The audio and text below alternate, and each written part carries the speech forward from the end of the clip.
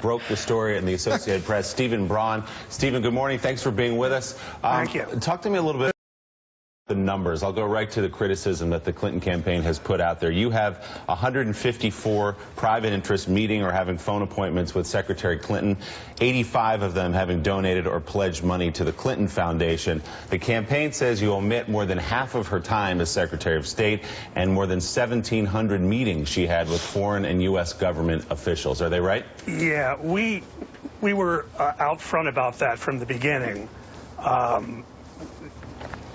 The point being that as part of Secretary Clinton's work, she met with obviously hundreds of world leaders and their representatives. You know, she I'm sorry.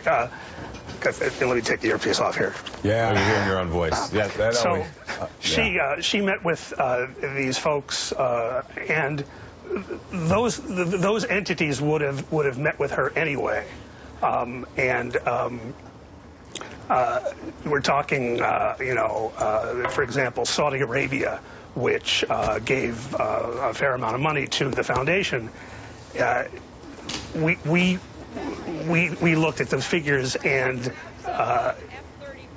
that was part of her diplomatic task. So, I mean, you said up front again. I mean, look at those figures, and even the headlines in the lead. You talked, Stephen, about how you were talking about people who were outside of government. It seems to me, from seeing their attacks on the Associated Press and the reporting, that all they're doing is reiterating the Clintons what you said in your lead, that you only, the people that you looked at were the people outside of government, because obviously people inside of government weren't going to be part of this story. Right. I mean, the point was we wanted to look at, you know, among essentially outside interest who came in, got meetings with her, got FaceTime with her, or talked with her on the phone. What we wanted to get a sense of is, among them, how many had contributed to the Clinton Foundation, and so that's how we went about it. I mean, look, there's another half of that number who didn't give to the foundation. She met with companies, say, I mean, a number of other companies, philanthropies, and they also got FaceTime too. So it's not as if they all did. Yeah. But this is simply a question of access.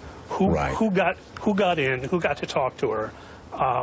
Obviously, if you're a lobbyist, that would be the end game. If you could get, you know, your corporation head in to talk with her.